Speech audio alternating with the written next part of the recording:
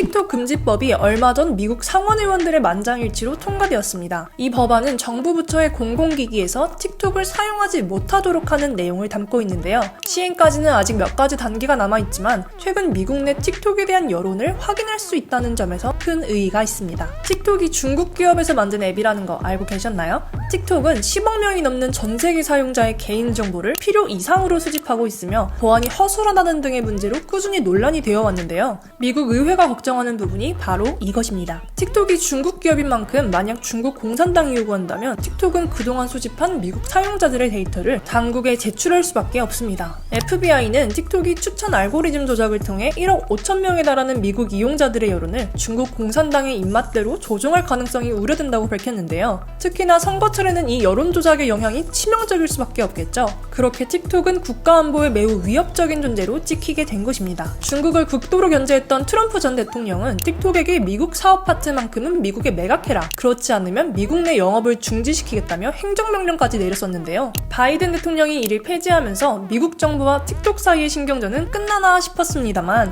최근 국가안보 우려가 다시 대두되면서 트럼프의 반대 세력들까지도 그때 트럼프가 옳았다라는 말까지 하고 있는 상황입니다. 틱톡은 미국 정부가 우려하는 일들은 절대 일어나지 않을 일이라며 모든 의혹을 부정했습니다. 미국의 신뢰를 얻기 위해 틱톡은 미국 이용자들의 데이터는 미국 내 서버에 따로 보관하고 유튜브와 페이스북 출신 임원들을 줄줄이 영입하며 새로운 부서를 만드는 등 중국의 모기업과 거리를 두려는 모습을 보였는데요. 여럿의 내부 직원들의 증언에 따르면 데이터가 미국 서버에 저장되긴 하지만 여전히 중국의 관리자들이 그 모든 데이터에 접근할 수 있었다고 합니다. 사실상 이 모든 문제들은 틱톡을 미국에 파는 것이 제일 빠른 해결 방법일 것 같긴 한데요. 그러려면 중국 정부가 매각을 승인해야 합니다. 하지만 이런 효자 앱을 중국이 쉽게 포기할 리가 없겠죠. 여론 조작과 개인정보 수집 목적 말고도 틱톡에 업로드된 수백억 개의 영상들은요, AI 알고리즘 개발을 위한 학습 도구로 사용하기에도 딱이거든요. 최근 우리나라에서도 620만 명이 나눈 카톡 대화 내용이 AI 챗봇 개발에 무단으로 사용되어 크게 논란이 된 적이 있습니다. 텍스트 앳, 비트윈 진저, 연애과학. 여러분이 90년대생이라면 한 번쯤 써보셨을 것 같은데요. 연인이나 호감 있는 상대와의 카톡 대화 파일을 첨부하면 그 내용을 분석해 연애 조언을 해주는 것으로 한때 큰 인기를 끌었던 앱입니다. 그렇게 수집된 100억 건의 카톡 데이터들은 사용자들 모르게 AI 챗봇 이루다를 만드는 데 사용되었고, 이루다는 대화 중 이름과 주소, 계좌번호와 전화번호를 물어보는 질문에 누군가의 개인정보를 술술 답했습니다. 틱톡의 영상들도 이렇게 사용자들 모르게 중국의 AI 개발에 사용될 수 있고 그 과정에서 개인정보 유출까지 발생할 수 있기 때문에 미국 정부가 심히 경계하고 있는 것이죠. 특히나 틱톡엔 어린 이용자들이 대다수이니까요. 틱톡은 그저 또 하나의 영상 플랫폼이 아닙니다. 틱톡은 민감한 데이터들을 무분별하게 수집하고 있으며 베이징에서의 데이터 접근 기록이 보고되었습니다.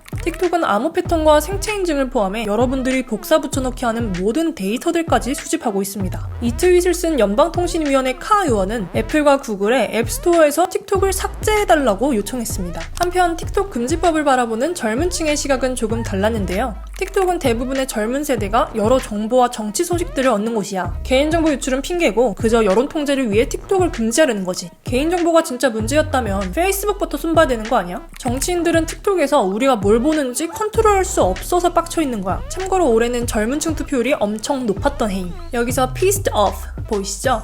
piss off, 열받게 하다라는 뜻인데요. I'm pissed off, 나 열받았어, 나 빡쳤어 이렇게 사용할 수 있습니다.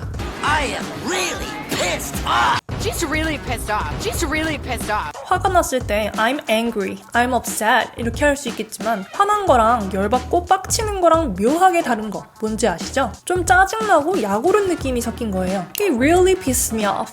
걔는 진짜 나 열받게 해. 이렇게도 사용할 수 있습니다. You're pissing me off. You're pissing me off. 또 hey, piss off 하면 꺼져 라는 욕이 되는데요. Piss off. Piss off. Piss off. 짜증나는 상황에서 여러모로 되게 유용한 표현이죠? 우리가 틱톡에서 정치 뉴스 보는 게 왜 나쁜 게 아닌지 늙은이들한테 설명 좀 해줄 사람? 늙은이들이 페북 같은 데서 정보 얻는 건 괜찮고 우리가 보는 틱톡에서는 안 된다? 틱톡 금지법을 보수 정당에서 최우선 과제로 생각하고 있다면 보안은 확실히 진짜 이유는 아닐 듯.